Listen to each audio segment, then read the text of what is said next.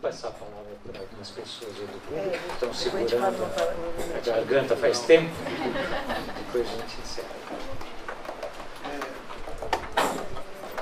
Eu queria pegar algumas coisas que chegou lá no começo, que eu acho que é a ver com essa discussão. Quando estamos tentando discutir o que é capitalismo, o neoliberalismo e tal, você usou uma expressão que foi, acho que foi capitalismo humanizado. E essa humanização, depois a gente realmente tem a melhor palavra, mas acho que expressa bem, teria sido resultado dos ganhos da luta da classe operária. Eu iniciei, 3 páginas agora, esperando começar. A legalização da classe operária. Em que ele está discutindo, entre outras coisas, se esses ganhos da classe operária não se traduziram também em perdas políticas da classe operária. E eu fiquei pensando um pouco sobre isso no contexto que eu estava falando. Há uma série de ganhos de mobilização política e tal, mas que no decorrer do século são institucionalizados, né? Eles são postos sobre uma certa formatação da lei, né? E a formatação da lei que também acaba, ou pelo menos acabou a longo prazo, estrangulando as possibilidades políticas desses atores. Então, eu fico pensando assim, não seria, por exemplo, a institucionalização do sindicato, dos partidos, dentro de uma Constituição de direito, que reflete os interesses hegemônicos neoliberais, que também estrangula a ação política? Você está sendo confuso. Não, está sendo anarquista. Não sabe nada. Anarquista.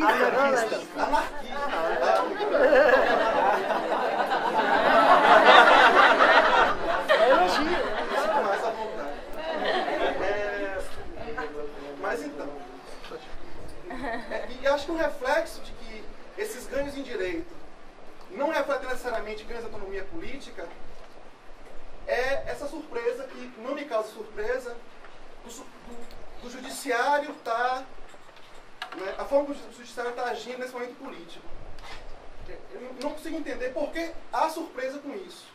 Na medida que o judiciário ele é constituído, construído, ele age e ele se pauta por leis que representam uma tendência hegemônica política, né? Fico pensando se não é por isso que há falta de representatividade de sindicato e partido político. Fico pensando se não é por isso... Vou encerrar. E a pergunta, né?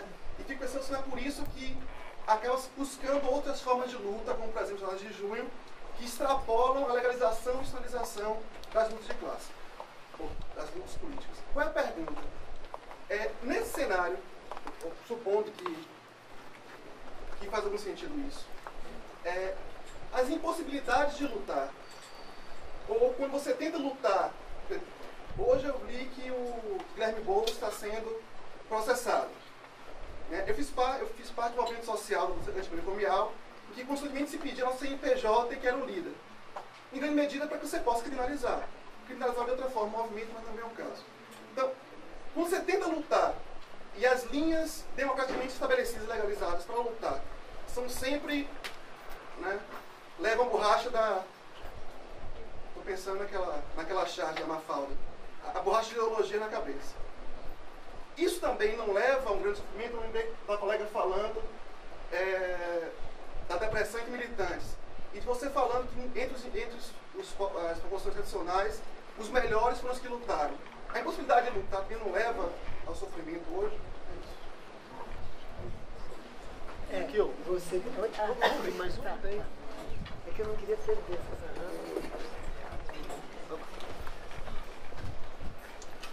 Não chega a ser uma pergunta, apenas uma pequena ponderação do ponto de vista da Rita de que Lula foi a esquerda possível. Né? Que esse trajeto que foi até que chegamos é tudo menos tão linear, tão esperado quanto a sua frase pode deixar entender. Até onde eu consigo enxergar, eu tenho estudado a transição brasileira, de 82 em diante, até onde eu consigo enxergar, a grande mudança do PT se deu na Constituinte. O PT entra com uma posição rupturista na Constituinte, querendo inclusive que a Constituinte passe a ser Uma Constituinte soberana que mande no Brasil inteiro, inclusive no poder constituído, o Sarney, a época, a coisa toda. A trajetória dos 20 meses da Constituinte, o PT vai desradicalizando. Passa o tempo inteiro começar a fazer alianças tópicas. Ao final da Constituinte, e ao contrário do mito que se tornou, o PT assina a Constituição. Não é verdade que o PT não assinou. Assinou a Constituição e votou contra. Mas o PT sai da Constituinte com um projeto de social-democracia, de reformismo forte. Sai com um projeto Lula, da presidente da República, com um reformismo forte. O enigmático é, após a Constituinte, o que o PT abre mão de fazer uma social-democracia com um reformismo forte e tinha todo o talhe, todo o perfil do Partido Social-Democrata clássico da Europa, e abraça o capitalismo de Estado. Ele opta por reciclar o capitalismo de Estado com toda a feição e a maneira de funcionamento que Vladimir estava descrevendo. Acho que isso é que é enigmático. Ao fazer essa mudança da ruptura para o reformismo forte do social-democrata e, em seguida, abraçar e reciclar o capitalismo de Estado, que é o capitalismo das empreiteiras, isso é que é um ponto enigmático. Não é simplesmente o que foi possível. Vamos lá, mais um? Ah, deixa ele falar. Vai lá. Você, Mariane, você falou sobre o PT ser a esquerda possível, sei lá, tentar pensar algo nessa linha. Não sei onde eu quero chegar com isso, mas vou tentar formular.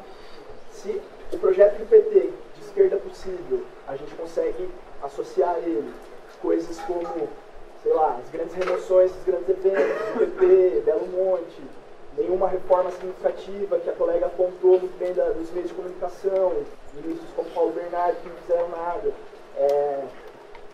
Sei lá, a questão do empoderamento do filho do pobre na universidade. Foi empoderamento para quem? Para o filho do pobre ou para os grandes grupos privados de ensino superior?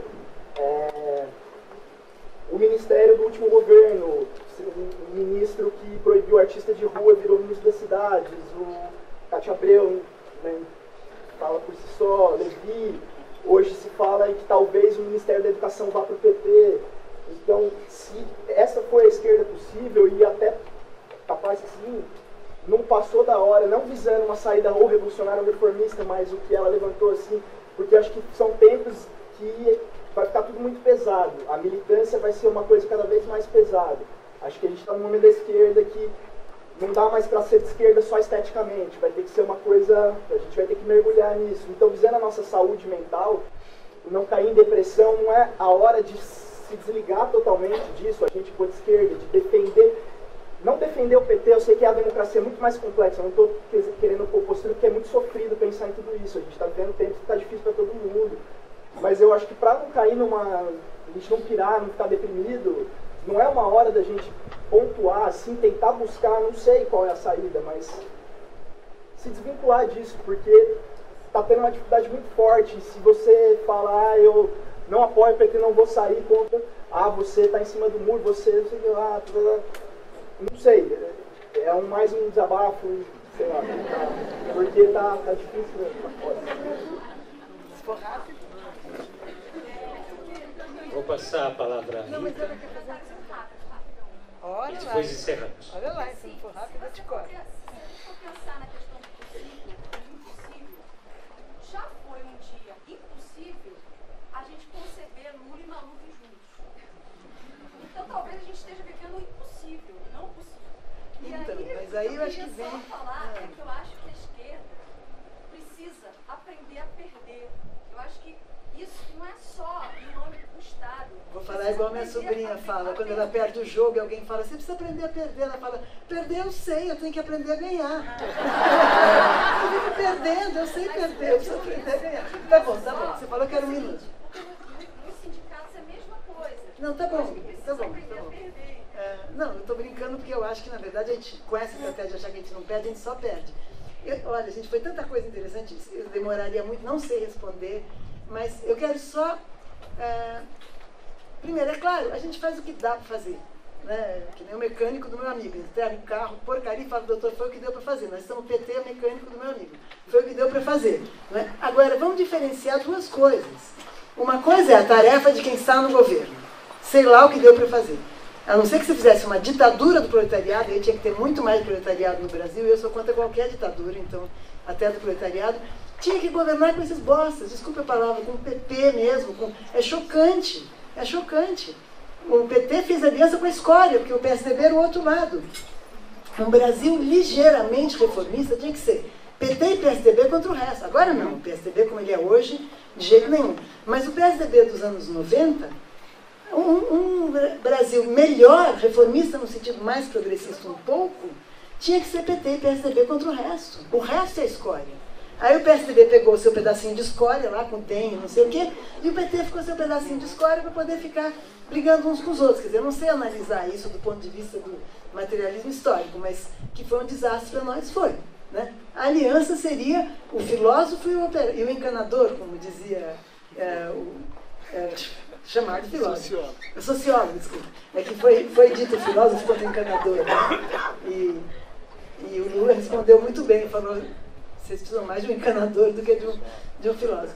Mas, pronto, esqueci o que eu ia dizer. Era uma coisa tão simples, agora esqueci o que eu ia dizer. Ah, lembrei. Não, é simples, mas é terrível. Não, porque a gente tem essas questões. No entanto, tem um lado que não tem questão nenhuma, que não discute, que não tem dialética, que não pensa, será que é mais ético assim ou mais assado? E que hoje em dia quer dar a volta por cima. E isso está representado por uma faixa que eu vi numa casa lá perto do meu consultório, que é no Sumaré, é um bairro de classe média, mas também tem um monte de gente de esquerda ali. Vila Madalena, essa região que ainda dá para andar na rua em São Paulo. E o cara escreveu, botou na sua janela, orgulhosamente, a seguinte frase: quero meu país de volta.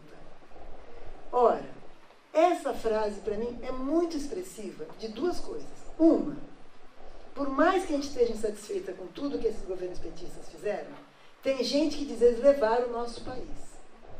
Né? Então, tem gente que diz, esse país não é mais meu. Não é o metalúrgico que diz isso, não é o operário. Esse cara é classe média, pela casa dele ele é classe média, mas é alguém que está identificado com o modo de gestão, com o modo de distribuição dos bens públicos, com o modo de privilegiar certas políticas públicas, que ele identifica. Aquele era o meu país. E ele quer de volta. Se ele quer de volta, quer dizer, não é o que está aí. Né? É o retorno do recalcado que ele está pedindo. E que não é que foi recalcado, porque o PT não fez um governo repressivo, é que foi derrotado e, no entanto, tem uma classe média identificada, evidentemente, com toda a classe média, com uma grande parte da classe média que não seja progressista, etc., com a classe que ela pretende ser, né, que está dizendo roubaram o nosso país. Roubaram por quê? Porque tem negro na universidade. Roubaram por quê? Porque tem gente levando dinheiro público, que é a Bolsa Família, enquanto a gente é que levava os bilhões. Roubaram por quê? Porque tem gente pobre entrando em universidade privada. É isso, gente. E nesse momento, todo o resto, todas as nossas sofisticações de pensamento, tem que pensar como é que a gente pensa nisso. Esse pessoal quer o país deles de volta. Quer dizer que isso que a gente fez, que é tão pouco, que a gente não está satisfeito, que a gente pensa acima, foi muito para eles. E se eles tiverem o país deles de volta, pensa tudo que eles querem de volta. Pensa tudo que, claro que não vai ser assim. Eu estou só mostrando uma frase muito expressiva que me assustou muito. Tudo que se quer voltar, porque é voltar atrás. Né? Então, nesse momento, bom, prefiro que não voltemos atrás.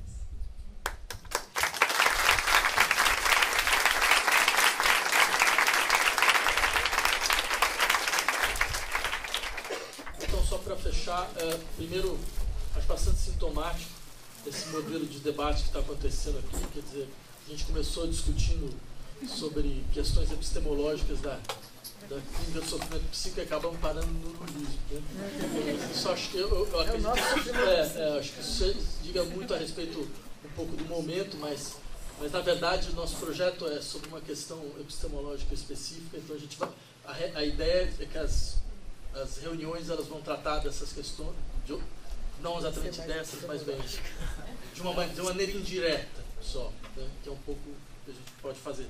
Mas, de qualquer forma, já que a gente entrou um pouco nessa discussão, eu só queria terminar lembrando dessa frase do Marx, que eu acho que talvez seja de grande utilidade, de grande serventia à atualidade, que a situação desesperadora da época na qual vivo me enche de esperança. Porque eu acredito que talvez uma das questões que saiam como saldo desse processo é que talvez para a esquerda nunca mais vai ser possível pensar só a partir dos possíveis. Porque, de fato, acho que as pessoas descrevem isso de maneira muito bem, também descreveu isso de maneira bem. Quer dizer, se for para pensar neste modelo de governabilidade, não haveria muito mais o que fazer, né? Mas acho que faz parte um pouco da própria existência do sentido do que significa esquerda, acreditar que os impossíveis podem se tornar possíveis, né? E para isso, mas é necessário ter clareza nesse ponto, né? Clareza de que, de fato, quer dizer, jogar o jogo desta maneira não é possível. Agora, isso não significa que a gente vai sair daqui pregando, sabe, a revolução, a ditadura do proletariado e blá, blá, blá, blá. Quer dizer, eu acho que essa maneira de colocar a coisa acaba eliminando a nossa criatividade política, limitando a nossa imaginação política, a nossa capacidade de fato, encontrar outras alternativas, né? Criar novas formas de democracia, porque é disso um pouco que se fala, e desde o início isso era um pouco a nossa expectativa. Sei lá, a gente sabia quando o PT governava um município só, não dá para governar fazendo negociação com a Câmara dos Deputados, com a Câmara dos Vereadores, é impossível, não tem como. Então se criou uma alternativa viável, que era a ideia, não, a gente vai pegar uma parte do orçamento e vai botar para discutir com toda a população. Tinha os seus limites, mas já era um primeiro caminho, né? Esse caminho foi abortado, foi jogado no lixo. Por que ele foi jogado no lixo? Por que ele foi abortado? Isso é uma questão importante, que acho que seria importante colocar agora, porque eu entendo, a situação é uma situação extremamente grave, complicada, ou seja, o que se avizinha tem um lado meio aterrador, mas nós nunca vamos conseguir mobilizar ninguém só pelo medo, né? E esse é um pouco o risco agora. É fazer um tipo de discurso que a gente vai defender. Não, eu não quero defender nada. Como é assim, não é uma questão de defender. Você não coloca ninguém na rua só por defesa, você coloca por pouco tempo. Esse foi o equívoco da social-democracia europeia. Quando começou o processo de desmonte da social-democracia europeia, eles acreditavam que bastava botar os sindicatos para defender as conquistas, que os processos seriam paralisados. E não foram paralisados. Certo? Porque você não consegue mobilizar a sociedade só por defesa durante muito tempo. Certo? O que é importante mais do que defesa, que possibilidade a gente está dando para as pessoas criarem. Né? Quer dizer, não digo nem o que projeto a gente tem, porque isso é dirigir, isso é absurdo, mas que campo a gente está abrindo para que as pessoas possam criar, de fato. Né? Ao invés de simplesmente falar, não, vamos defender. Eu acho que se a gente colocar as coisas nesse patamar, a gente vai sempre perder. Né? E eu terminaria só lembrando, uma das grandes capacidades da invenção política, isso sempre será assim, né? É criar a partir dos impossíveis. Nós sabemos como criar a partir dos impossíveis. Era isso.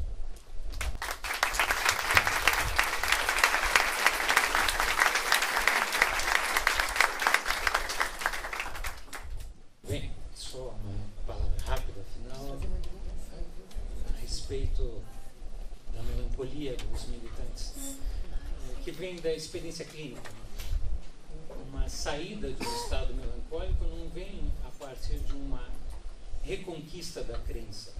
Ela vem, sim, de um modo de descrer mais leve. Então, porque a própria melancolia é um modo de crença negativo.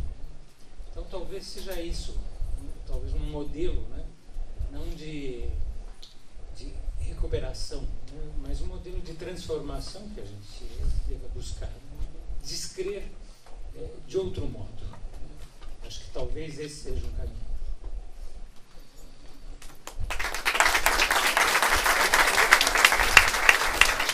Eu quero só fazer uma divulgação, que hoje é a plenária da prestação de contas do mandato da Luísa Erundina, que é uma pessoa, essa realmente não desiste, essa realmente, na linha do que o Vladimir está falando, e vai ser na Uninove. Agora tem que procurar na internet, porque eu não decorei.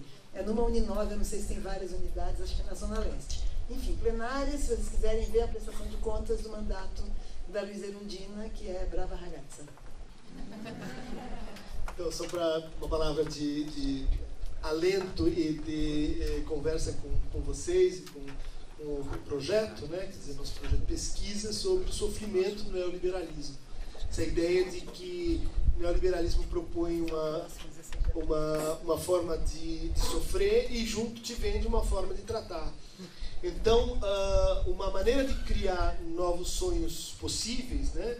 Nessa série dos desejos desejados, e que talvez seja uma plataforma assim minúscula que estamos tentando pensar, é novas maneiras de sofrer, né?